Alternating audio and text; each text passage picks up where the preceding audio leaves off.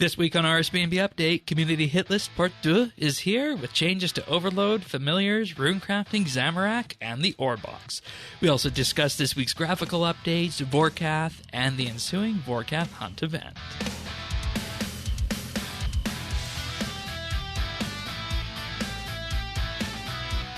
This is RSBANDB Update, episode 961, recorded Thursday, November 16th, 2023. The Overloaded Community Hit List.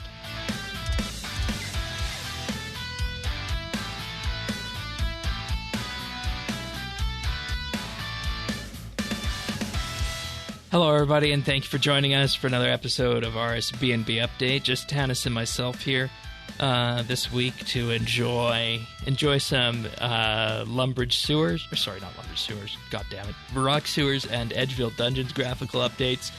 And the community hit list heard around the world, I think, is probably the best way to describe this one, based on some of the things that were in here. But welcome, Tanis. Thank you, Shane. And you're bearing the lead. It's Part Deux.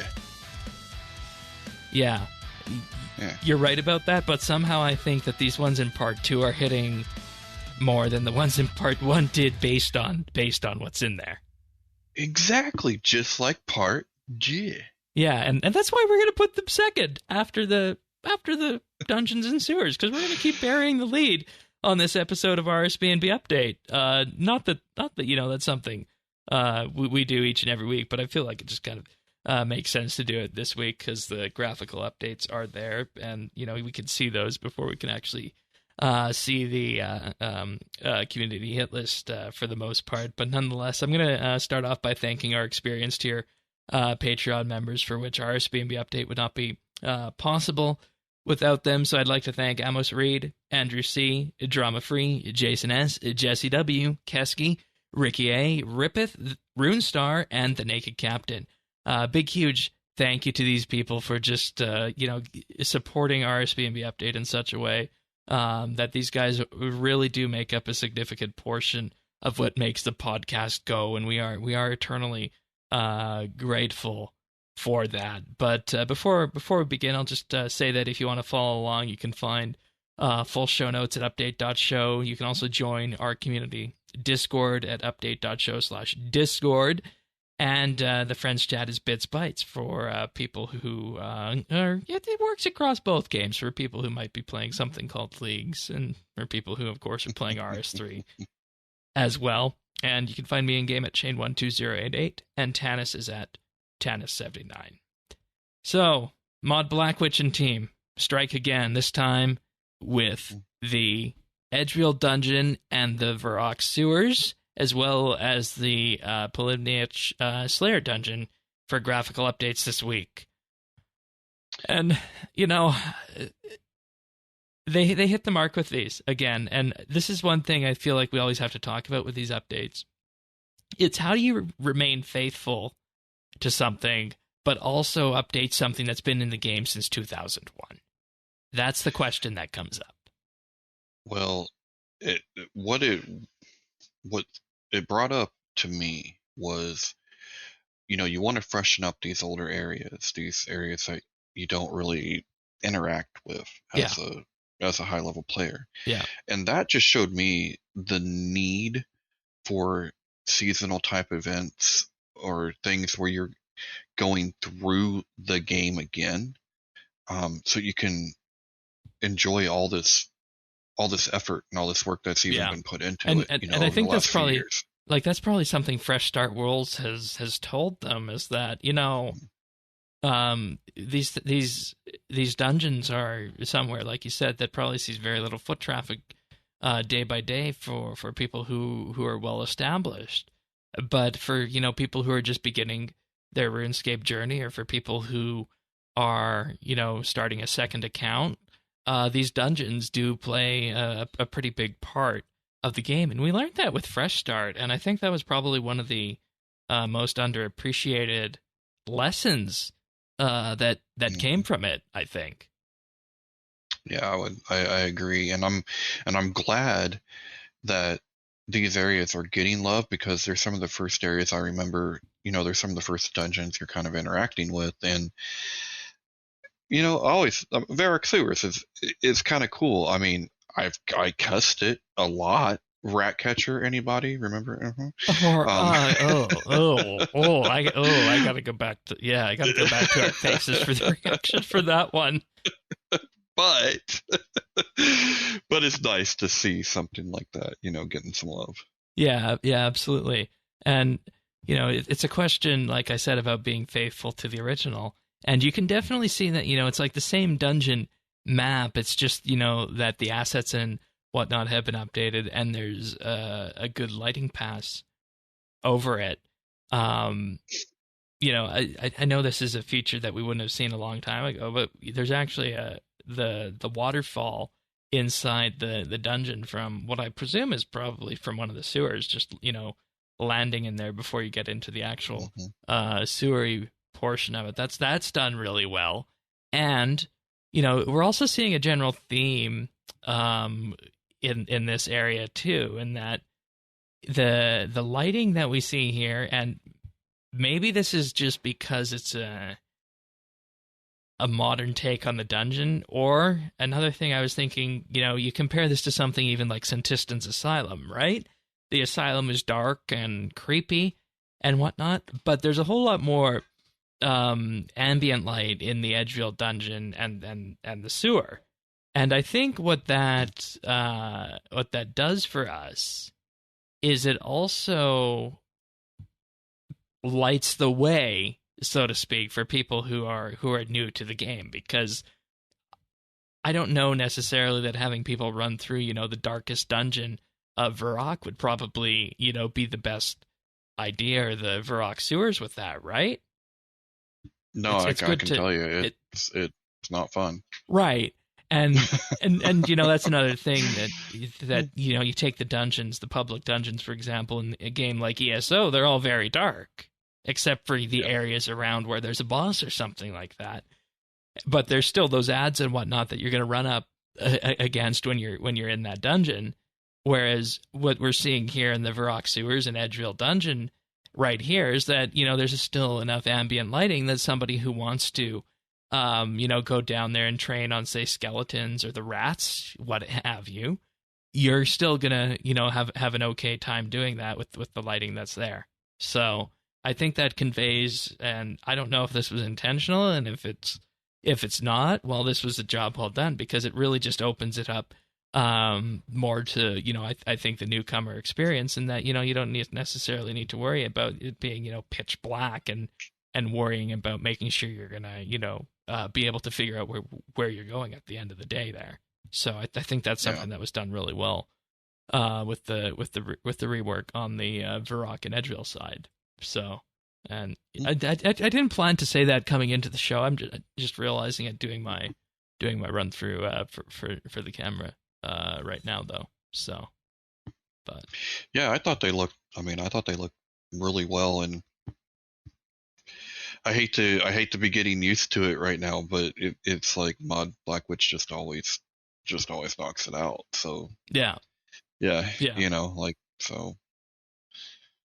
And what I'm also wondering at this point in time, I know these graphical projects, reworks, started as game jam projects, so I'm wondering now, given the fact that now we're going to be seeing Fremenic, we've seen some dungeons and sewers, I'm wondering now if this is actually going to be a fully, spec'd out project going forward that they're working on, because I know the first batch of them really just started on game jam only. And that kind of, speaks volumes about where we're at if they've been sanctioned to continue on like that. So yeah, it would be great. I think it's a good use of development time, and there's some areas that I can't wait to see get this treatment, and it gives RS3 a uniformity that and consistency that the other game has. That's a good point. And Very good point. Very good point. And I think what that comes from is that, it's from a number of years of, just the way things are going, being disjointed. between the various graphical styles compared to, 08, 2012, 2015, 2023, so on and so forth. But another one that I'm not going to show live in game, but was done, was the Polyvny Smoke Slayer dungeon for people who go do Slayer down there. And once again, mid-level content. And this also, like the other ones, really conveys that, hey, you're kind of underground in a desert dungeon, something like a crypt that you might expect to find in Egypt or something like that. So, just really well done all across the board. So, round of applause goes out for that. So, right on. Which one's your favorite out of the three? Edgefield Dungeon, Sewers, or Slayer Dungeon? It's probably between Sewers and Polovich, but that's kind of where I was going to go, because the Sewers really conveys a sewer feeling, if that makes sense. But the Slayer Dungeon at the same time really needed it and looks like an entirely different area in a good way. Yeah.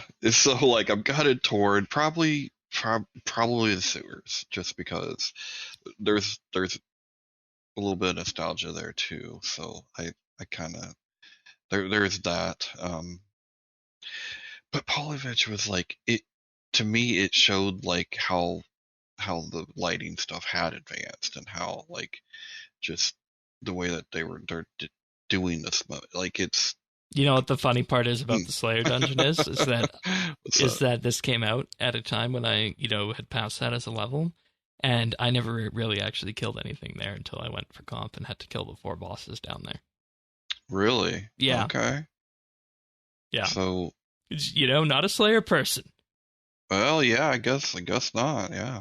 So, but well done to Black Witch and team on another wonderful round of graphical updates. But like you said, bearing the lead, Community Hitlist Part 2. Part Deux. Part Deux. You gotta say you keep missing. 1, 2, 3, 4, 5, 6, 7, 8, 9. I thought it was a movie reference. No, I mean it could be, but that's just how you count to 2 in French. I wouldn't be. Why would it not surprise me that you wouldn't get the movie reference? I don't. Hot Shots. No. Hot Shots Part Deux. No? Oh, is that like when we do? Is that like when we do Hot Ones Part 2 or? No. It was like. That's still there, people. By the way, if we get to 500, we are doing Hot Ones. Yeah. On video. No, now. It's one of those spoof movies from back in the day that was kind of like spoofing Top Gun and Rambo and see that's it was Charlie Sheen.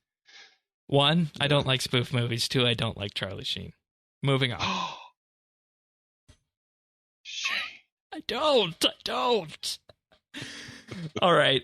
Click boxes have been reduced on the runes in Phase 7 of the Zamorak fight, and the Infernal runes will no longer explode on contact in Phase 7 if you defeated him during the Infernal Tomb. And this is honestly something people have been talking about for Zamorak Phase 7 since launch week. So, a little bit overdue. Nice to finally have it here. Mm-hmm. So, that's good. You remember once a time there was a bug that let people skip to the end of Elite Dungeons 1 and 2 and 3 to fight the boss? I do remember that. Mm-hmm. And then they made that a feature in Elite Dungeon 4 with Zamorak, but you needed 25 kills. Now you only need 1. That's pretty cool. Yeah. So, but boy, didn't they slap the hell out of people that were. Oh yeah, people got 2-week vacations for that. That's what I thought, and then now you just get it for free. Yeah, I know. That's what I was saying. And the way they did this is that you need to previously unlock the Conqueror of Chaos achievement, And what this also had the benefit of doing this week is if you have your 1 Zamorak kill, they just changed that number from 25 to 1. You now also unlock the Chaos Witch outfit this week if you have a Zamorak kill. And that's something that is a very wonderful fashionscape item, specifically around the Halloween season that we were just at. And before Halloween, I was thinking, I kind of wish I had this for Halloween, but lo and behold, here we are. Now I have it. I'll have it for next year, I guess. Next year. Yeah. So there's that. And I do want to say, my thinking has kind of evolved on this too over the past year and a bit since this came out, and before it was being talked about, these changes about this. And based on how bosses work in the game, obviously there would need to be changes done to Siryu, the Blackstone Dragon, and the Ambassador. But I'm just thinking now, well, why not let all of the Elite Dungeon and bosses just be fought at will after you've killed them once with this at this point? Like I said, obviously drop tables and whatnot might need to be balanced for the previous 3, but if we're doing this for ED4, why not just do it for the other 3 as well? Rebalance the drop tables for the people who are going to be, farming the living daylights out of it, and just, make a level of consistency that, these are key pieces of content, like keystone pieces of content, and, you might just want to, go fight Ambassador or BSD or Siryu, right? Why not? Yeah. So, I don't know. I go sometimes to an Elite Dungeon if a friend needs a run, or there's a dungeoneering token farm going on, that sort of thing. Yes. But I just, aside from that, I just don't go, and it's probably just not my kind of PVM, and that's probably why I don't. So, but yeah, I mean, I've only ever token farmed, XP farmed a little bit one time. But that's gone. But yeah, so I could only really see myself maybe token farming if I needed to ever again. But yeah, fair enough. Fixed an issue with the extra button in the Zamorak boss fight so that there's now a small cooldown to prevent spam teleporting, as this would prevent players from teleporting back to the original coordinates. So it would basically go left, right, and back. Between the main boss arena and the other lair. And they also added a fix to prevent Zamorak's Infernal Tomb attack from teleporting the player if they were already in Infernus. So that was there. But one of the biggest patch notes of the week, and maybe patch note of the year at this point, Rune Essence pouches now autofill in presets that contain a type of essence they can fill with. When this is triggered, the Rune Ethereal outfit will also try and fill, and added a swap for the 2 types of massive pouch, active and inactive, to the preset function, so that they swap if you have a preset of one type, but only have the other type. That's really cool for the runecrafters out there. I mean, yeah, I mean, because what you would previously have to do is you would just have, like a runecrafting preset, and you would effectively, load it 4 or 5 times after, filling all the pouches and filling your outfit, and then away you go. Whereas this is just, one load. And yeah, I remember even before bank presets that, this was a way of, maximizing how many runes you could make an hour. But no, it's all just done here right now. And, I guess maybe this is just a little bit of relenting and saying, okay, it's 2023. People are going to, get rune crafting to 99 or 120 by either doing the rune span or the soul runes, or running through the wilderness with PvP on, that we really don't need to have this kind of bottleneck in here to slow down rune crafting. I think that's probably the realization that was made on here, is that, hey, it's 2023. We're trying to make things easier in game to, lessen the friction, but it still requires from A to B. I think that it was finally, they finally decided it was time that they could turn the faucet on a little bit more after trying to make the runes more valuable. Yeah. Yeah. And this was just a way to get more runes, I think, out there through doing it the way that they intend it to be. Yeah. So, yeah, it's great. Yeah, and um, I'd imagine this would also, increase the profit per hour on runecrafting, which of course is a thing that we always have to bring up when this sort of thing comes in. So that's fun. You and your rune crafting. You're still not. I'm not doing it, but you and your rune crafting. It's been a long time since I have. I have far simpler methods of making money now that I don't need to. But still, for people leveling up, fire runes, water runes, and whatnot, just look at the tables and you can see what's going to be your best bet. All right, another two big ones. Familiars will no longer despawn on death, and persistent potion effects like overloads no longer clear on death. Dude, do you know how many familiars I lose? Oh, I know.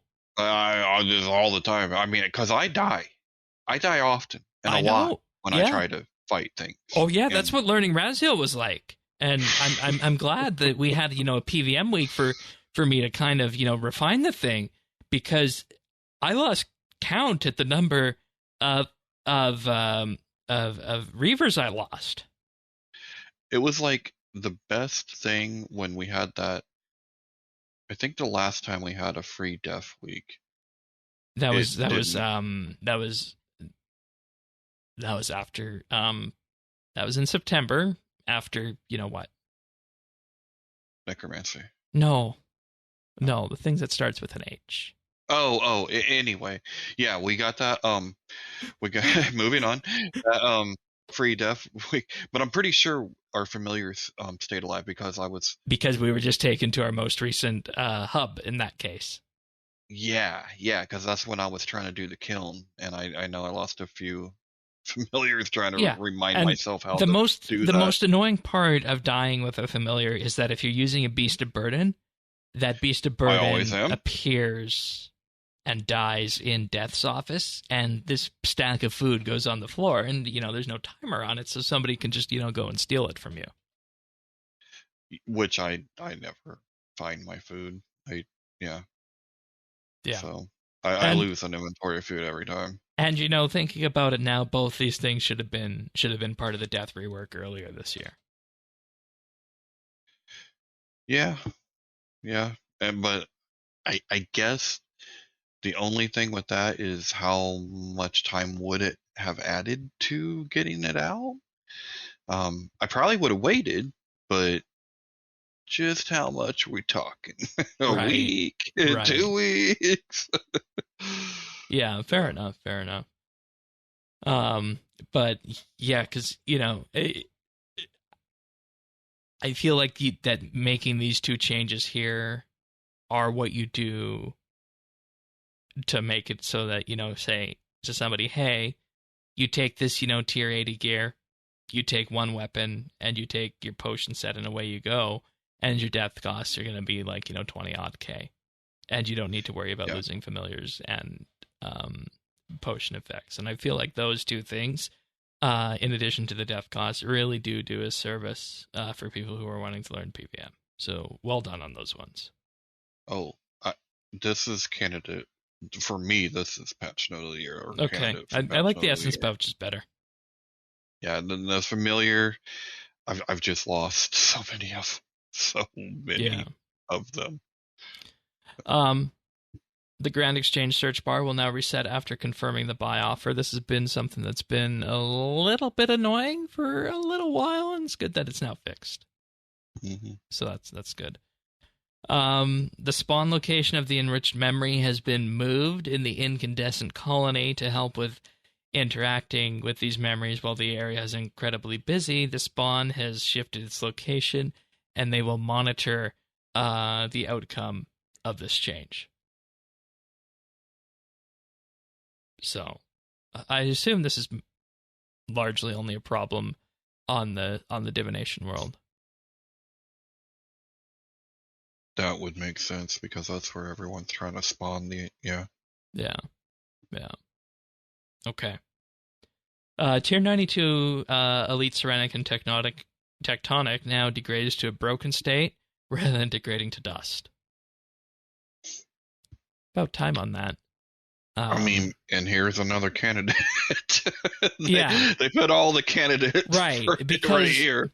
Because right now, and people can question if it's worth this much. Right now, it costs 916 mil to make a set of Elite Ceramic. 916 mil. Compared to 7.1 mil for the regular Ceramic, which is tier 90 versus tier 92. So you better be dedicated to ranged to go for Elite Ceramic if you were doing it before. Well, one of these days we'll have another one of these math guys that can.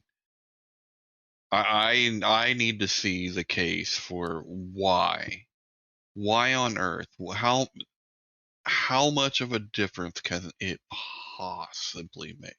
It's got to be about 2 to 3%. It's about 2 to 3%. And then going to tier 95, it's another 2 to 3% beyond that, right? So it becomes a question of, when do you want this? And obviously, if you're pushing, kill times, if you're really needing to get mechanics in, you go for every little bit that you can get. But at some point, your own personal skill is going to come into it as well. And that's why up until Necromancy, I was always good with just settling, with tier 90 armor. Because that's also what drew me to range. The fact that Ceramic at the time for tier 90 was so damn cheap.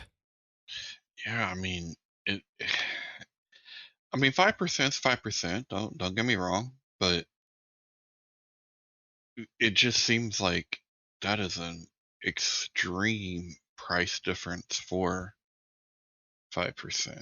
You know what I mean? Like I don't know. Just yeah, it's crazy. I mean, I can't figure out what a skilling equivalent would be. Yeah, I don't think there is one. I think your closest bet would probably be Tony's Matic. Yeah. Yep. That is a good actually that's a good comparison. And course, Tony's Matic is multiple is way more than 900 mil, but it's the same general idea. Yeah, same kind of idea. Yeah, that's what I was trying to figure out. What an expensive item that only marginally helps. and there's going to be a push on bringing the price of ranged armor, specifically at the top, down with Vorkath next week, and we'll see that when we go through the rewards. So hopefully Elite Ceramic will come down. Fingers crossed. I'm curious to see if people use it over the Ceramic. Do you think that's... I don't know. It's going to depend on where people land with the sets, but we'll talk about that. You can also now store stone spirits in the Orebox. Couldn't do that before.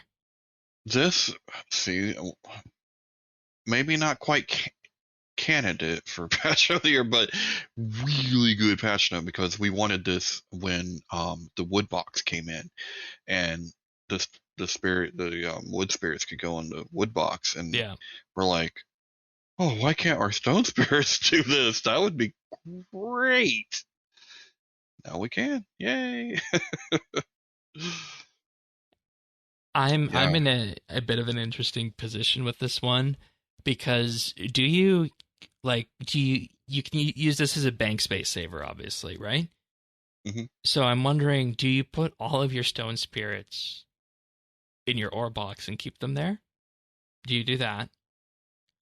Or do you keep them in your bank and only bring out the ones that you're mining into the ore box?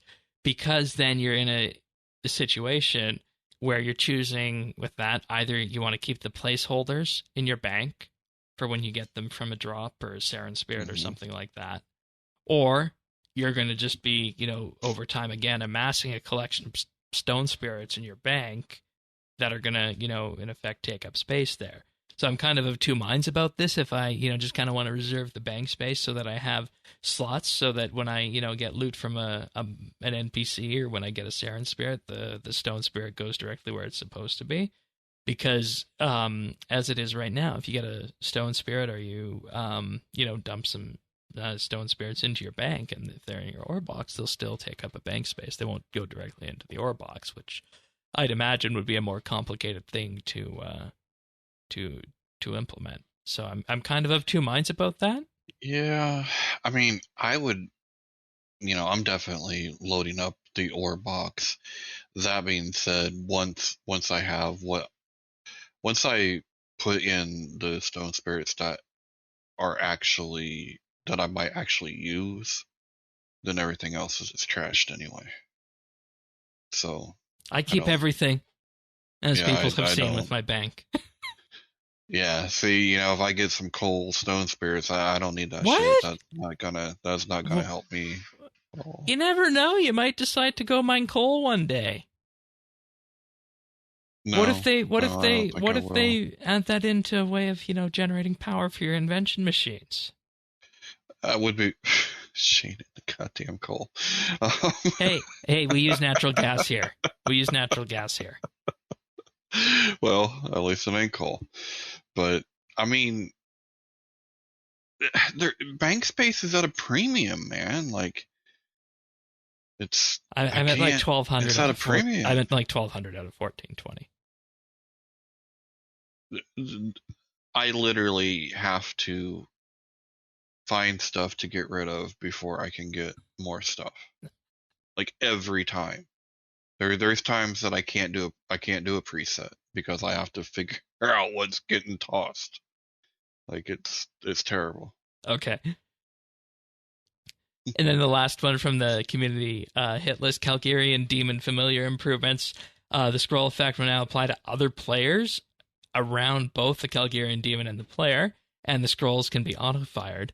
And for people who are needing a refresher of what the familiar scroll does, it's called Critical, which gives the player, familiar, and other players within a 7x7 area centered around the center of the Calgarian Demon, and now the player, the Calgarian Roar buff, which grants a 5% critical hit chance for 60 seconds.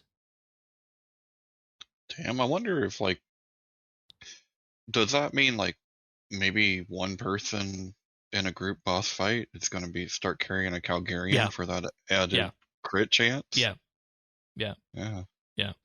And it's been like that for a while that it does that since it came out, but now it's around the player too, in case the demon's off somewhere else. So you got multiple 7x7 grids going on there. So that's really good, especially when we look at things like necromancy and the like. So yeah, in terms of how their crit works. So. And then the last patch note of the week, the logout timer has been increased by 5 minutes for all players with membership, and you get also the existing 5-minute increase if you have a Jagex account, so those two stack, and you get 15 minutes now. I know there was some fear before we got this announcement this week that it looked like the 5-minute logout timer would be bundled with Premiere, and based on what we saw with that other certain update, they didn't go that way, and I think everybody's a little bit happier about that now. So equal timer for all. Yeah. And what the funny part about this is that if you have RuneLite and you play old school, you can choose your own logout timer for however long you want. Oh, no shit. Yeah. Dude, I love RuneLite. God, where is RuneLite for RS3? Where is it?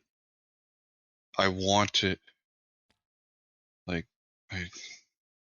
I need it. It's an interesting dynamic to walk, because there's things that client does that are very powerful, and a lot of people upon visiting old school are like, "Oh, I can't believe this is a thing," but like you said, it's giving you text to speech for your chat box there. Mouse over text, dude, that was the whole thing. That was the whole reason for it. The whole key that opened, literally opened the door to OS. I just couldn't really play it before. It was literally the key. Yeah.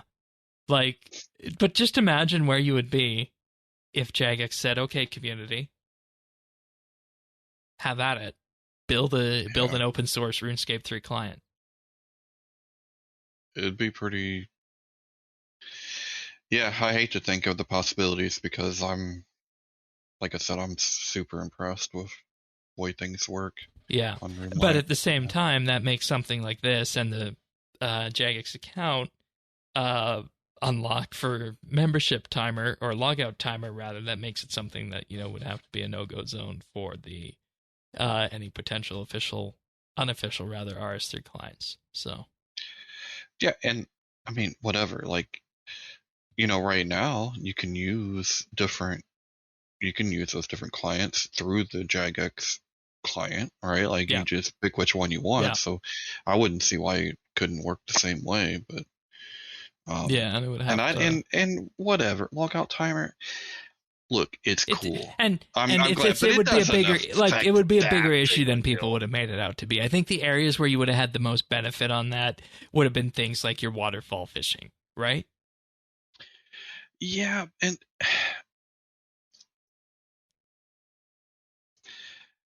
I think that you have to. This is what I don't understand, okay? And maybe I'm just an idiot, but we're increasing the logout timer. Okay, great. In theory, you could kind of AFK for longer, maybe, but you still have to click. Like, so I don't. You still have to interact, and if you're interacting, you're never going to log out anyway. So I don't know. And is it like that big of a deal? I'm glad we don't have to have this debate in earnest about whether or not it's a pay-to-win benefit, because it's going out to anybody now who wants it by either being a member or having a Jagex account. Yeah, I mean, this is I mean that's great. It's probably not some. See, I could see why they thought, because it doesn't seem to be a pay-to-win thing. Yeah. But yeah. Then again, but that's a different perspective based on whoever you talk to. Yeah, and it's just safer. And it's how it comes across. It's how it comes across. Exactly. So it's just better to give it to everyone so that there's a buy-in into even doing it. Yeah. Right? Yeah, absolutely. Absolutely. All right. I'm going to thank some Patreon supporters. This week, I'd like to thank Alvaro L., Amos Reed, Andrew C., Arvids L., Chubura, Chunk the Monk, Dominic R., Drama Free, Dura Max, Free Milk, Jacob G., Jade Gizmo, Jeebus, Jason S., Jesse W., Kesky, Ling01, Nate the Great, Nick G., Pernasius, Ren Hawk, Ricky A., Rippeth, Runestar, Samuel FL, Scott DS, Shirt Pants, Tabby, The Naked Captain, The Davin Goat, Tim, Tom V, Ukulele Steve, Zant, and Zazakon. Big, huge thank you goes out to all of these people for making RSBANB Update possible. Of course, we mentioned the experienced tier members earlier in the broadcast, as those people really make the podcast go, but this is the time where we say thank you to everybody who helps support RSBANB Update, because, we get to do so many fun things with your support. We're going to be putting up, right after the show, actually, I'm going to be putting this up for Patreon members. There's going to be a poll. It's going to be a mega poll for the next 2 monthly bits, because December always gets hectic. So we're pulling December and January at the same time. And this is the last shot to vote on things that we voted on earlier this year that might not have made it through. And then we're going to throw everything out that was put on that sheet from this year and start fresh next year again for monthly bits. So the monthly bits are our monthly bonus show that talk about one subject in depth for about an hour or so. And last month we talked about skill guilds and the discussion on Slayer, which I think turned out to be a good discussion, despite initially feeling like, okay, are we going to, talk about why Slayer exists, or are we going to talk about ways to improve it? And I think we got a chance to talk about both on the show. So if that sounds interesting to you, you can listen to that for $1 a month. We also have tier lists as well about Dailyscape, skills, bosses, years of updates in RS, so on and so forth. We have holiday events. We have legacy combat. We have discussions on Iron Man and the player mod system. So many things going back now in an entire catalog that is really its own podcast on its own. You get access to that for as little as $1 a month, and you also get a mention in our show notes and the satisfaction of helping support the cost for hosting and production of the podcast. We also have our VIP rank for $3 a month, where you'll receive a VIP rank on Discord, chat channel access, and a mention on the podcast at the start of the month, as well as high-quality stereo versions of the show, in addition to everything else.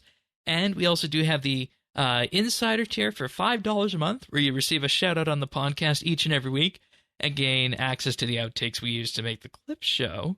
But also, since we're heading into December right now, anybody who is an experienced tier Patreon member will receive the RSBANB update Christmas card in December. And I'm showing right now on screen 3 of our past cards that we did, just a bit of a sample in the way that goes. So if this sounds interesting to you, you want a Christmas card from your favorite podcast, sign up.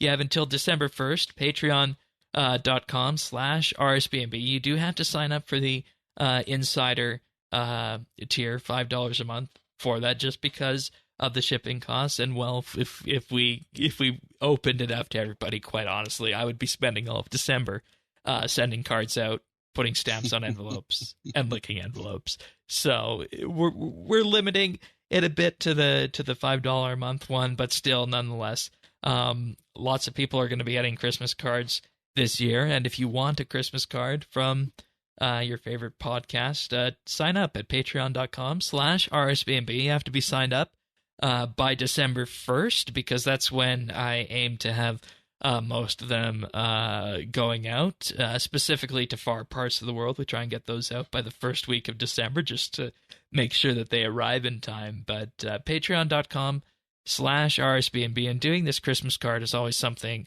that I look forward to each and every year. So big, huge thank you to all of our Patreon members who let us do everything from the monthly bits, the roundtables, just the individual discussions we have, and here even the Christmas card at the end of the year. But thanks so much, everybody. Patreon.com/RSBANB. Thanks. All right. Bit of a behind the scenes tease right now. Actually, we just chose our card template that we're going to be going with for this year, and it just needs to be finalized now. But that's kind of where we're at with that, and why that worked its way into the Patreon spot this week of all other weeks. So, all right, Premier Club was also refreshed for the 2024 season. I don't know that there's much really to say on this aside from the fact that it's going to be cheaper than other membership offerings unless you are on the $5 a month plan. Yes. And now that I was the last holdout to get Premiere, and as soon as I started getting it, I haven't stopped. So yeah, you got 100 extra bank spaces with it. You were kind of mentioning that you need those. Yes. Yes. And I have had Premiere run out, not realizing what the timing was, and ran out of those bank spaces. Not pretty. It's not good when that happens. No. You also get the yearly cosmetic armor piece as well. This year it's the Radiant Crusader armor, as well as the Radiant Crusader Death Guard and Lantern set, themed into necromancy, of course, and the Radiant Crusader Drake. So, more necromancy cosmetic overrides there. The 12, and you were wondering, we were talking about this before show, what's the difference between, buying it for 12 months versus 1 or 6? Well, it's the number of reward tokens and loyalty points that you get, but also it's only the 12-month bundle that gets a month of daily double keys for that. So I see. Okay. Yeah. And also it's purchased as an add-on for your membership, because it says membership access for the 6-month and 1-month bundle. So you're purchasing it in addition to your membership, so it's more of like an upgrade to it, if that makes sense. So kinda. I found it confusing. Yeah. Yeah. Honestly, the 6th and 1 month bundles are confusing in terms of the fact that, you kind of have to read into it to see that you need the membership already for that. So, hmm I never And go ahead. I was just gonna say, honestly, if you can afford to get the year, that's always the one I would go for anyway. Yeah. I never use I never use the VIP World chat badge or Premier Vault access. I never use those ones. I may have used the vault about 3 times this year, and I always get mad when I'm like, oh crap, I haven't been to the vault, and I've literally remembered to do it. A handful of times, like a handful of times. Yeah. Yeah. And I'd be interested to see what the stats on that look like, because it's not something people talk about that much, right? Well, it's XP, Shane, so it's one of those things that everybody does, but they don't necessarily share. It's kind of like them dirty little things that go on behind Right. closed doors.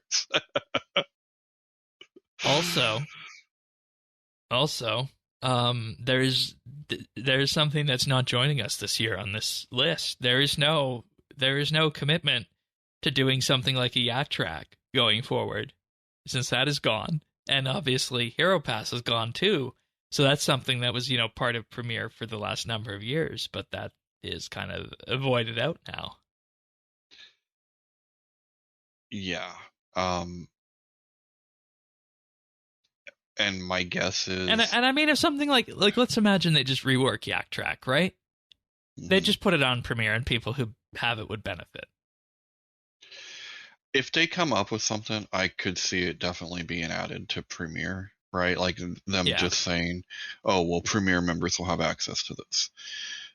That being said, I don't see that happening anytime soon because they can't seem to figure out what the player base is willing to accept and what they actually want when it comes to that. So we ain't having that anytime soon. And that's an unfortunate problem to be in. Yeah. Really unfortunate.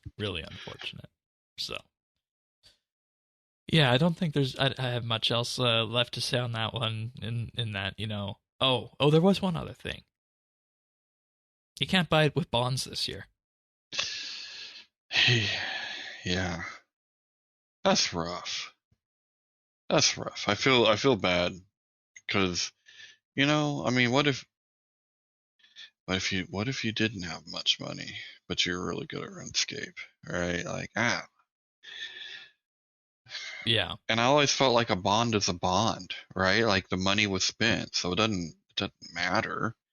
Well, Like no, remember what we talked about money. in that bonds don't show up on the balance sheet until they're redeemed. Yeah, but this would be a good time. I mean, that would be a good thing to have them redeem. And I think that's why they're doing those bond sales we talked about last week too. Yeah. So. Yeah. But. Yeah, let us know if that's something that that bothers you, because I know, for example, Thaxi has bought his membership for last like 4 or 5 years with just bonds with Premier Club. Well, yeah, I mean, I got it 2 years in a row from bonds, and well, I mean, I didn't, but I had friends that hung out at the Sand Casino, so they just were buying people Premier membership, right? Like, because they could do that. But Oh, imagine how the Sand Casino betting would go now if with the Max Cash update. Oh man, bring it back and tax it. No gambling. No gambling. No gambling. Let it ride. In my Come game. on, Daddy needs a new pair of shoes. Oh my! It was exciting. All right. There also, you remember last week we had our behind the scenes for what the rest of the year was going to look like, right? Mm-hmm. They're taking that one step further. Everybody got a flyer in their inventory when they logged in this week. That effectively showed the content we can expect going forward. And what they have done is they have turned the Berthorpe area already into Christmas mode with the Christmas skybox. So nice to see that again. And just a bit of a preview about what's going to be on the way for the coming weeks. Dude, there's something going on, and I don't know what it is, but everyone seems to want to start doing Christmas now, early. Oh yeah. Like my daughter did a PowerPoint presentation like 2 weeks ago why we should start decorating for Christmas. I'm like, I mean, right after Remembrance Day and Veterans Day is okay in my view. And if I'm being honest, the Christmas stuff is going up this weekend here. You know, I just think I don't know. Like maybe we just need it. We just want Christmas. Yeah, and I mean, like, family time. Like Vorkath, Battle of Forenty, Vorkath, Guard and Lantern Hunt, Combat Beta, Community Hit List, Environmental Refreshes, Tech Updates, and then you click on each one of these, and it says, check out new updates to our tech. Experience RuneScape with richer colors thanks to new specular lighting updates, features such as improved interface and game resolution, scaling, and more.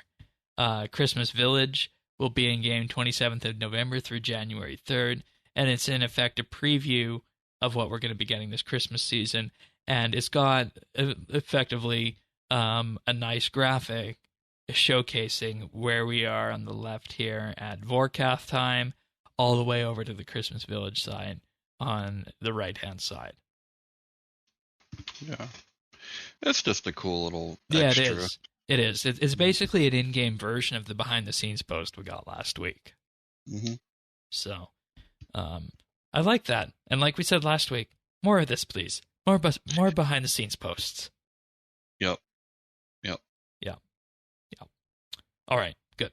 Next up on the agenda, Black Friday sales for anybody who has some money jingling around in their pockets that they want to spend on RuneScape, including on the menu a new bank bundle, which includes 50 bank spaces, 3 new bank presets, available from November 17th through the 24th. Seriously considering 1 bond for members, 2 bonds for free to play. Seriously considering that one. Yeah. That's a big one. Also, bank boosters are going to be on sale as well during that time period. The Necromancy Founders Pack, which had the Death Shroud Cave, the River of Souls Aura, Solus the Companion Pet, 3 titles, and a month of membership, also on sale from the 13th to the 24th. That Founders Pack? Yeah. I was pretty sure when I looked at that, it said you had to be a non-member. Which really bummed me out.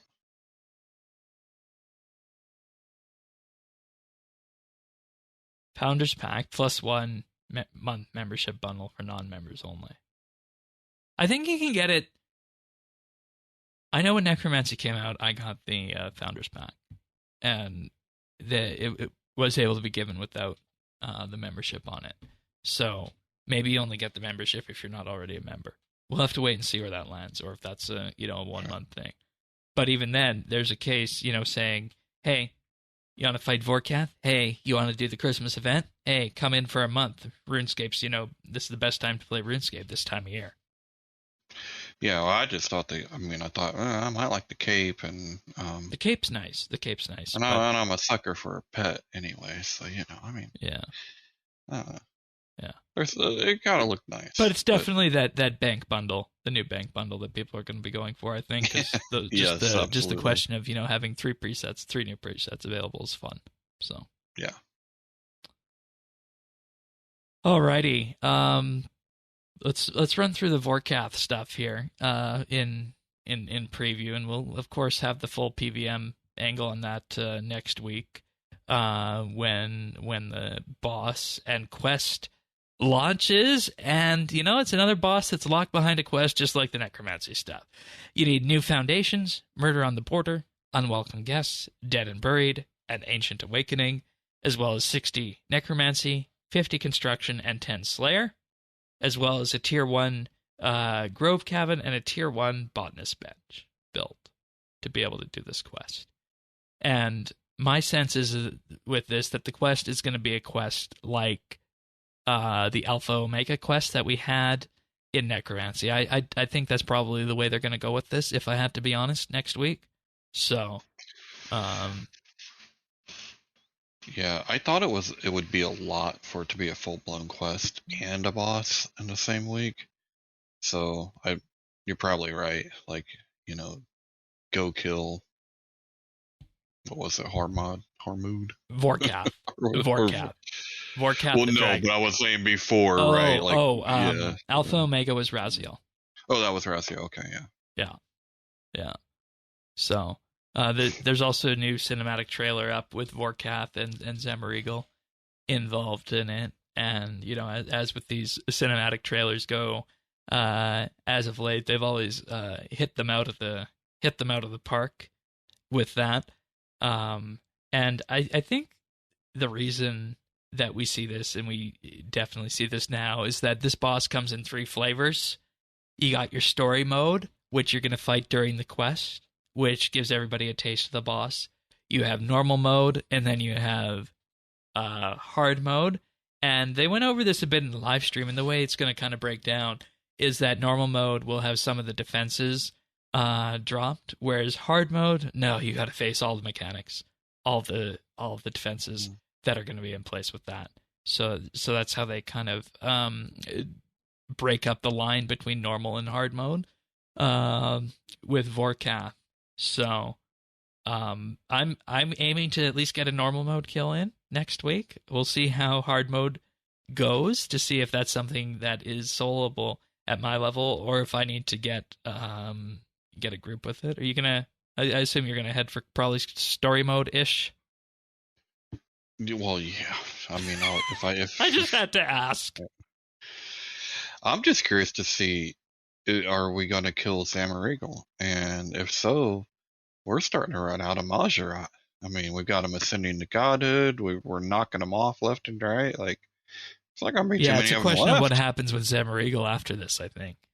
Yeah. And where does that lead, for the next story? Because that's kind of been something that's just been, kind of the carrot following us along as we head on through the boss fight for that. So it breaks down.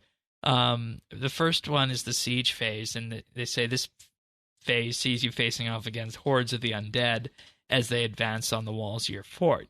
And it's not necessarily a case of just smashing through them, though, because they're emerging from 3 places of power. You can choose to simply cut a path through the undead and head straight to Zamorak and Vorkath if you like, or you can take the extra time to smash up the 2 other places of power, and this will remove some of the special attacks from the subsequent boss fight. So this is, again, kind of like choose your own mechanic, like you have at the Archglacier. I bet they're like, attacking you the whole time, though, right? Like yeah, Zamorak and Vorkath. Oh, probably. Yeah. So but in story mode, you'll smash all the places of power with the help of the Raptor. In normal mode, however, you can choose to skip them for quicker attempts at the boss, or smash one or both places of power for an easier boss fight. Hard mode will skip the siege phase entirely, and you'll go straight into the boss battle with Vorkath. No new mechanics are added, but you don't have the option to take any away by disrupting the places of power. So this is yet another take on how do we, make bosses attainable to the highest number of people, I think. I'm gonna have to see how this plays out. It's a little bit more than what we had with Archglacier, but I don't know. I'm afraid, like, destroying the place of power to get rid of the mechanic. I mean, what if it's all going off all at the same time? And like, do you even get a chance to cancel the mechanics? You know what I mean? Like, we'll have to see. I'm kind of curious now. And that's one of the always weird things about RuneScape bosses is that you can skip mechanics if you have enough DPS, and that's kind of what Mod Doom said on this week's live stream, is that you're going to be able to, there's going to be mechanics you'll be able to skip if you can just out DPS them. So that's, again, leaning into RS, something you'd never find in another MMO. Yeah, and it's definitely not some. Well, of course I don't like it. I can't hit hard for the life of me. I've been working on some dummies on DXP, and I'm like, oh, 5,300 max hit, awesome. Yeah, I'm a tough guy. Cool. Yep. Way to go. What level armor was that with, and weapon? 90. Armor. Were you overloaded? No. Okay, well, there you go. You got to be overloaded to do that sort of thing. You also, in fact, just got to, play a game of min-maxing. That's what it honestly comes down to. Yeah, no, I wasn't running any auras or anything. I might not even have the right armor on. I might have just had a staff. Okay, well, there you go. That's why then. Then we get into the next interesting bit. And I said in chat this week that I wasn't interested in this boss before this week. Like, my intention with Vorkath was to do the quest, go get a kill on normal mode, and try and get a kill on hard mode and call it a day, right? Mm-hmm. And I wasn't really interested in it, and my goal with PVM going forward was going to be to do the odd Reaper task, the odd raid, and finish out my Raziel kill log and call it a day with it, right? Because that's just kind of where I feel like I'm at right now. But this boss has actually got me interested because of the way they're going to be doing loot with it, in that the loot won't drop to the floor. It won't drop to a chest. Instead, every time you complete a boss fight, it awards a chest based on the difficulty setting of story, normal, or hard. And normal and hard contain any of the rewards that are going to be listed below, with hards having superior drop rates. The story mode will not give the spikes for the armor or the codex mentioned, but if you're aiming to get your hands on upgraded armor, you can do it with normal mode. And the idea is that you can then stack these chests and open them like you would do a clue scroll opening. Which is neat, I think. Yeah. And there's also this. If you want to optimize your luck bonus, it's taken into account when opening the chest. There is no need to switch to a raid that's kind of as cool. the boss dies. Yes. Oh, thank goodness. That's so stupid right. anyway. And that's what got me thinking, Vorkath is going to be interesting and different than anything else we had before. I definitely, probably want to sink 4 to 8 hours into it over that first week. Just reading that sentence right there. Mm-hmm. I had the same reaction you did. Like, up until this point in the news post, I was like, okay, I'm not really that interested, but ooh, now I am. And then the next heading brought me in all the way. New ranged armor. New Dragonhide ranged armors at tier 75, 90, and 92, so that the way it's going to work is that you can use the spikes that you get from the boss to upgrade it to tier 90, and then you can boost it up to tier 92 using the same materials needed to make Elite Serenic armor, Ancient Scales, Algorithm Thread, and the Chaotic Spike for the chest, and Prasilic Essence. And I wonder what sets it apart then. Okay, from that's 92 Serenic. Okay, so the tier 75 set is a tank armor set, right? Mm-hmm. And the interesting bit about that is that the main ranged tank armor sets that people are going to be thinking of are Carl's at 70 and Port's at 85, right? Mm-hmm. So there is something else called Second Age at, tier 80, but let's realize that it's Second Age clue. We know how rare that is, right? Yeah.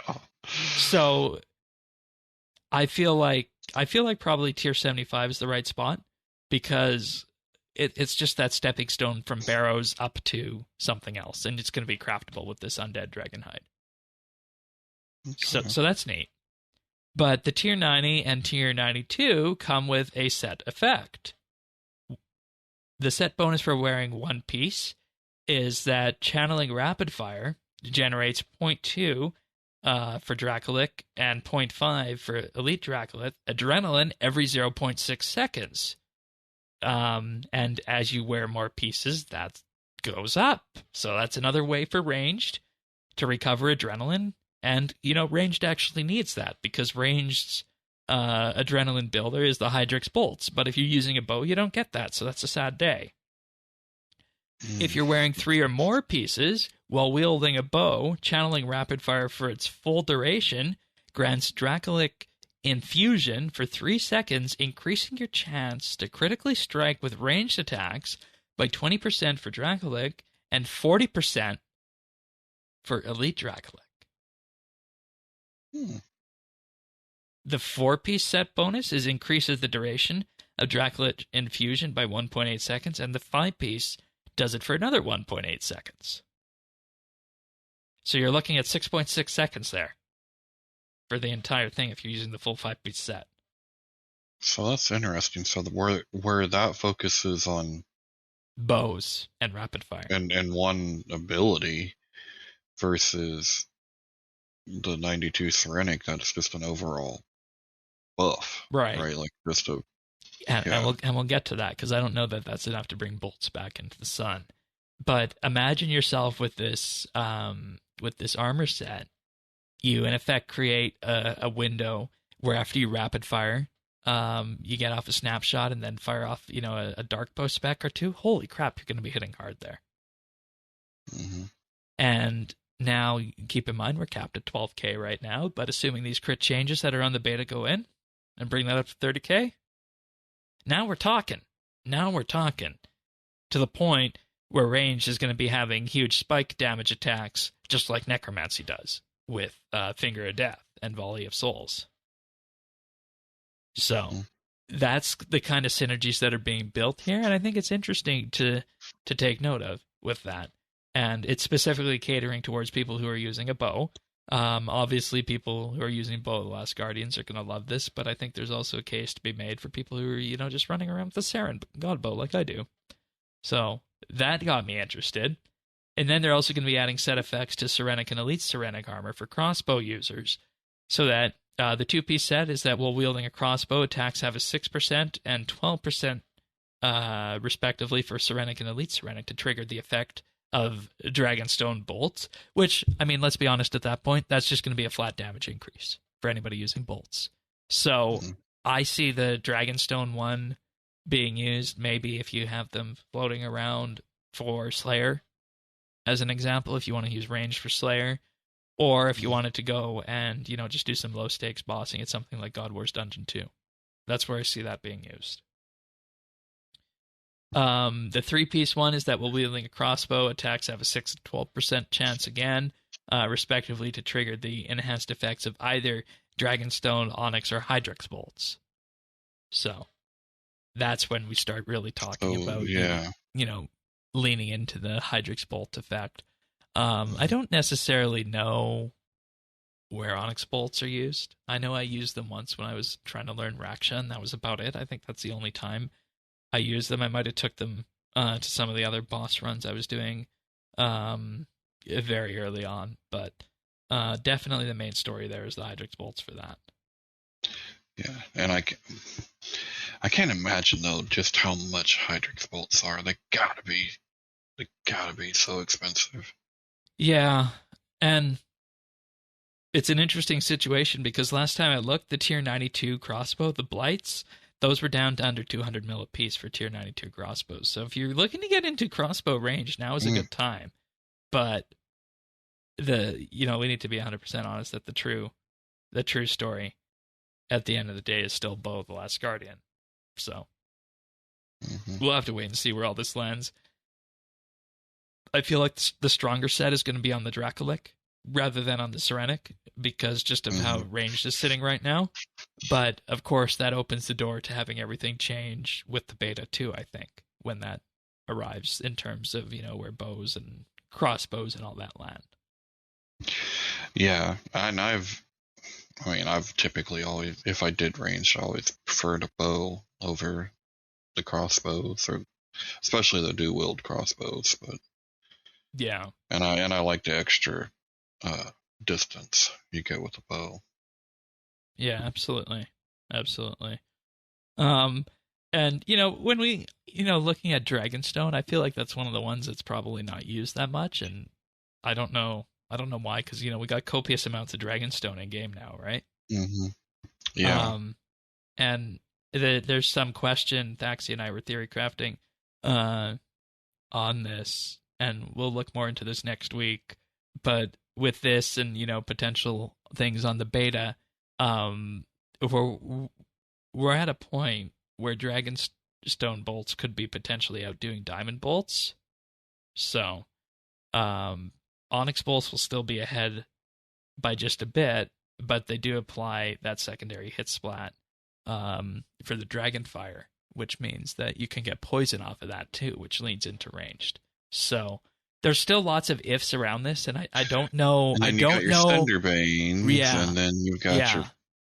Yeah. Okay, so then you could start doing poison stuff, because you could you use weapon poison? Would that work also? Yeah. Okay. And that's always how we made range sing before Bo the Last Guardian. It came down to poison and just getting in as many hits as you could to make those poison stacks starting to stack up, and that's why crossbows took such a big hit when the God arrows came out combined with Bo the Last Guardians, because now you can do the whole poison thing with the Bic arrows on bosses that are big, like Ambassador and Hard Mode Carapac, amongst other things. So we'll have to wait and see on that.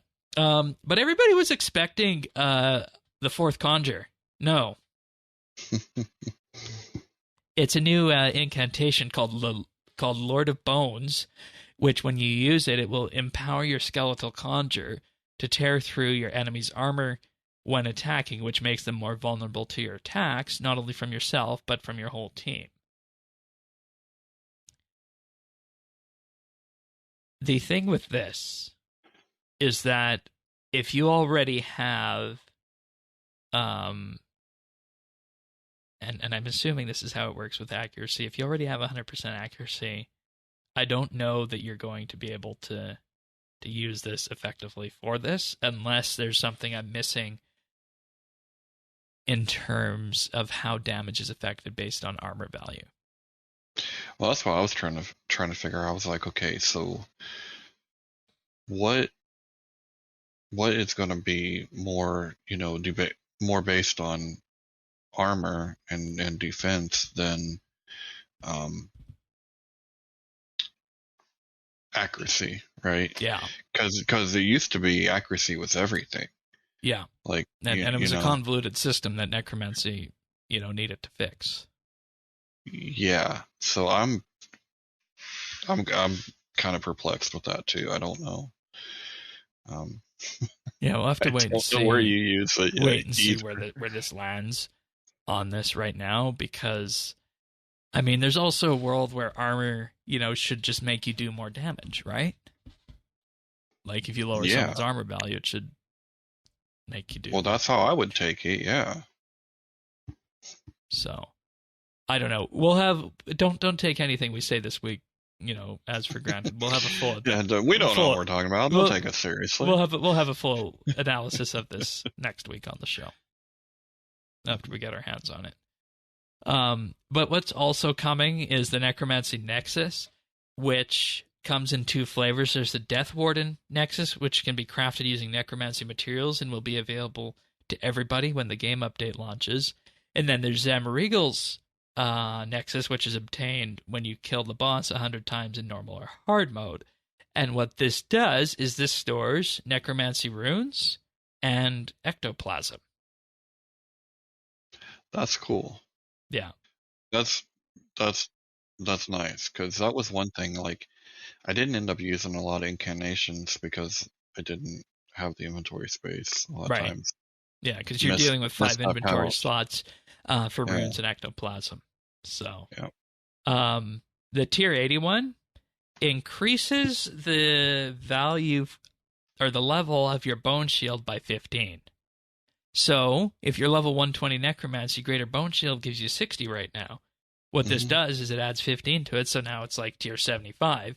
And, for anybody who's done PVM before will know that, tier 80, tier 90 shield is kind of the sweet spot. Most of the time you get by with tier 80, tier 85.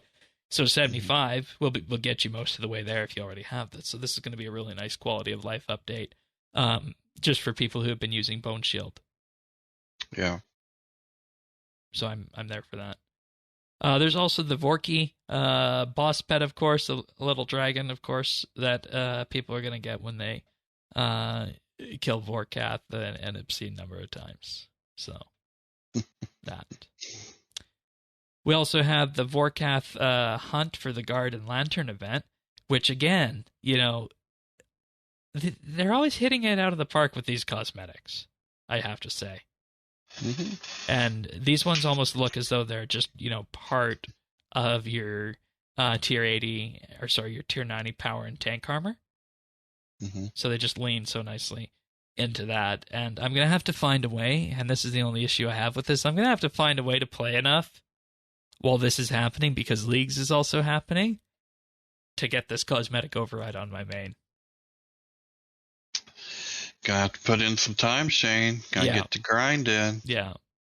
So this one runs from the 20th until December 3rd, and it follows the same event system as the Golden Party Hat and Golden Cape, where you need to collect 8 shards, and there's 12 tasks to choose from. You can get them by killing Vorkath and Zamorak infinitely until all the shards have been collected. It can be completed during the Battle of Fort Fornthry quest, as well as in story, normal, and hard mode. So you could just, in theory, camp the boss, because the first shard is given after 1 kill, and subsequent shards require 30 kills each. Okay. So that's a reason for you to maybe even, continue on in story mode if you want. If it's like, this is and this is another good thing with these things, is that rather than throwing it out the window to RNG, they're saying every 30 kills you're going to get a shard. Yes, that's nice. And you can definitely do 150 Vorkath kills in 2 weeks, so you can get this done. Mm-hmm. Dead and Buried, it gives you 1, so everybody's going to have that if you're able to kill Vorkath. Having an active Premier membership gives you 1. Training, Gathering, Artisan, Combat, and Support skills have a chance to give you 1. And again, we're seeing an easing up on the RNG, because players will be guaranteed these shards after 3 hours of training in each particular skill, but have a high chance to obtain them beforehand. So again, there you're looking at 12 hours max for that. Too. Yeah. That's good. Yep. Treasure Trails guaranteed after either 90 easy, 45 medium, 30 hard, 23 elite, or 18 master steps, not clues, or any combination of the above. Earning Marks of the War, players will be guaranteed this shard at 2,500 Marks of War, which is really only 2 raid loot days and some extra bosses along the side. So that's going to be an easy one to get. You can buy one for 15 mil or 5,000 Protean items. Another one comes from Wilderness Flash events that'll be guaranteed at 15. And a new way, earning rune score. Players will be guaranteed this shard at 200 rune score, but have a chance to obtain it beforehand. And if you have over 31,000 rune score, you will earn this shard by earning any rune score. Nice. Okay. There's like probably a bunch of easy rune scores I could grab, like real easy, that I just haven't done. I love how the RNG has been taken out of this. Yes. That's the thing we have to write home about here with this one. So. Yep, absolutely. That's so good. So good. Buffs, and you remember Pernasius said, hey, let's get our list together and see what we got. Infinite Porters guarantees a porter effect, which transports your item to the bank. So kind of like we saw with Golden Cape. Yeah. And a passive regen buff where your life points, prayer points, summoning points will regenerate by 10% every 6 seconds when you're outside of combat. That's cool. I think the biggest one, the porter one there is so neat and good to have. They're really making the case for people to come back and play if they were, discouraged by 1 or 2 things in the last month and a bit or so, weren't they? That shall not be named. Yes. So Yeah, and even bigger than that, I think if I've learned anything from this, to me it kind of lowered the barrier between the games, and I feel like there's a much more of a flow back and forth and acceptance of I like this for this reason, I like that for that right, reason, and it's right. all good.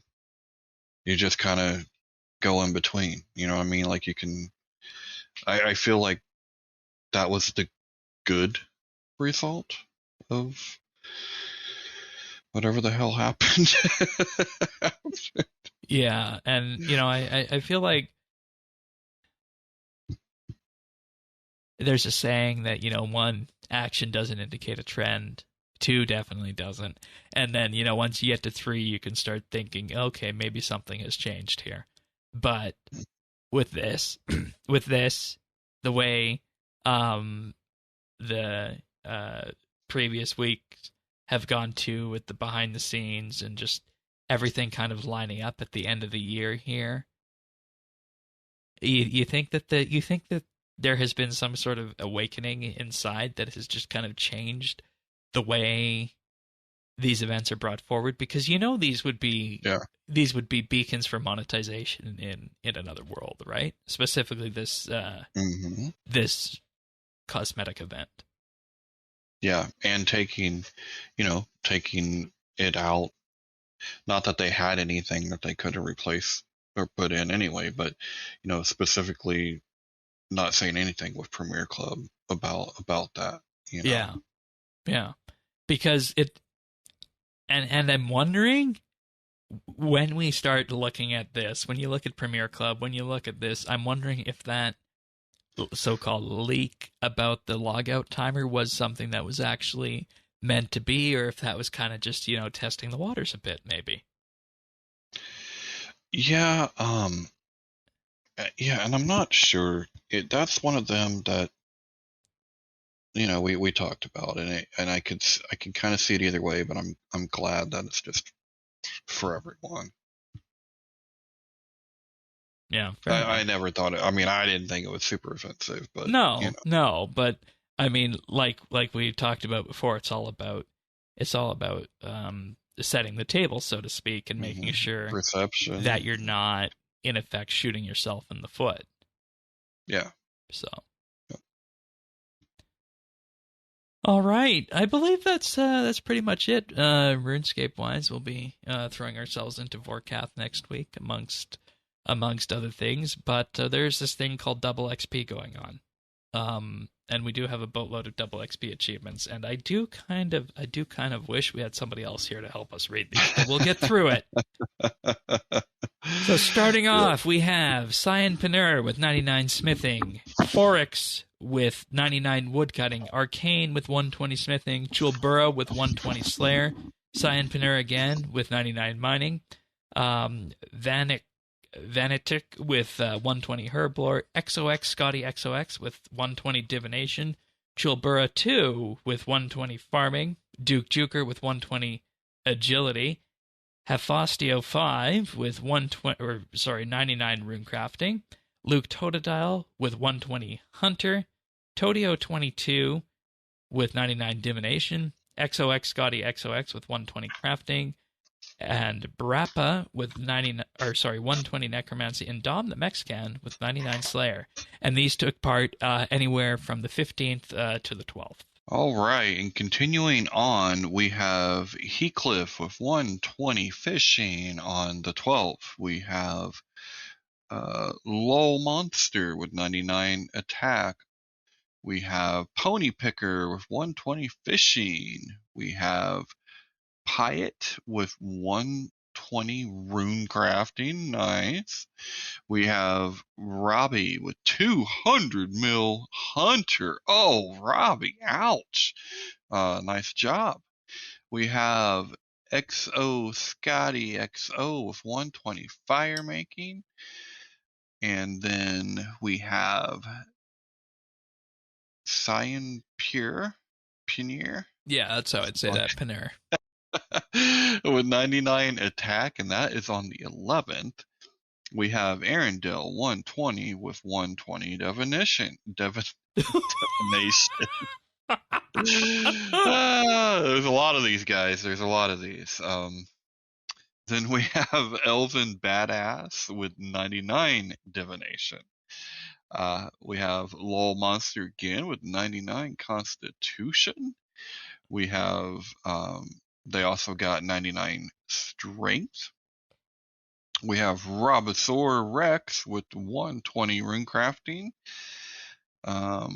Then we have Shadow Lead with 120 Slayer. We have Tadio with 22 with 99 Cooking. Chalbara with Charbaro 2 with 120 Herblore on the 10th. And then Vanik. Yeah, that's how I'd say that. Vanik, something like that. With 120 Dungeoneering. And then Hephaestus 05 with 99 Dungeoneering on the 9th. And Lady Claw with 120 ranged on the 9th. Way to go, everybody. Nicely done, everyone. Nicely done. All right, and with that, I think we can move on to our pick of the week. What do you got for us here? So I have a pick of the week, and this one kind of goes back to the Halloween time, so it's a little late, but I picked up a cool little game on a Steam Halloween sale called Evil West, and this game it's kind of quirky and it's just fun. You got it. So think Red Dead meets Dead Island with a heaping helping of Borderlands comedy. Oh, interesting. Yeah, so it's kind of got the Borderlands and kind of undead. riff. Yeah, and then you have, and in this particular case, you're fighting, vampires or whatever in the Old West, but it's a lot of fun. Like it's got a nice little story. It's this, alternate kind of history with vampires, and where is it supposed to be? Fun. Where is it supposed to be set with that? Dare I ask? I mean, it looks like American, typical American West. Okay. I'm waiting. I'm just waiting. I have a feeling. I haven't seen it yet, but I have a feeling we're going to, maybe I'll hear about Lincoln, the vampire slayer, or something like that. Like we'll see. I don't know, but okay. Yeah, but so far the story has just been really fun. It's been kind of a beat 'em up and shoot 'em up. So kind of like so just to summarize it then, kind of like a Halloween Red Dead, but with a bit of comedy to it, I guess you could say then. That's how you'd summarize it. Interesting. I'd never heard of this before. And it's and from the looks of it, it's almost AAA game price here, $69.99 Canadian. I don't know how much it was for you. It was $25. I got it on sale. Okay. Yeah. Okay, fair enough. Oh, and it's also okay, and it came out last November. Okay, so that kind of makes sense then, in terms of why we haven't heard of it too much and why it's on sale or was on sale for that. But yeah, and I mean, I think you're probably running up to the expiry now of times when games like this are going to be acceptable, given we're headed into the Christmas season and whatnot, like we were talking about earlier. Yeah, yeah. So, all right, good time to kind of just wrap up on these kind of Halloweenish picks of the week. Then, that's Evil West, available on Steam. Link is in the show notes at update.show. All right, people have been probably wondering what have we been up to on RS, and there's that thing called leagues. People are wondering what's a league? What's a league? What's a league, right? And it's old school's temporary game mode done in a way where all you do You log into your old school account and choose the League's world, and you're prompted to create a new character. And you get to be region locked. You have a certain number of relics that you're able to unlock based on tasks that you do. So for anybody who loves hunting achievements, Leagues is the game mode for you. They're doing Trailblazer Reloaded this time, which is a revamp of Trailblazer. So I haven't been on RS3 much in the last day and a half since this came out for that specific reason. So if you want to hear the full story of what Leagues is about, that's where I say go listen to the old school RuneScape update that it's available every Sunday on the same website where you get this show, update.show/OS or youtube.com/OSRS update. Sirion and I do that each and every week talking about what we've been doing. I won't go too much else into it there, but I'll just say that it's a good fun time, and if you want to hear more about it, that's what the old school version of the podcast is about. But in addition to that, I went back to the necromancy stand. I just didn't have any push to train anything double XP wise this time, so I'm not. I mean, sometimes that happens. Yeah. So I've just been doing some necromancy on the side, and I went back to Raziel twice too, because like I said, my goal is to complete the log there, since I'm only a top and an offhand away. Well, yeah, I will not be surprised if you come back, in a week, and you're like, and the thing that made me feel really good about Raziel this week is that for the first time since necromancy was changed and the values were brought down for the skill, I landed under a minute 30 for kill time. Okay, so you're when you consider that before nerf, I was in around the 105 to 115 range, and this one was 127, so it's only about 12 seconds longer than previous kill time. So I'll take that, and I think I know what I did in that rotation. So it's just a matter of refining it down and working another couple abilities in, and we'll be golden there. So nice. That made me feel really good, and the one thing Raziel has really done as a boss is that it shows me,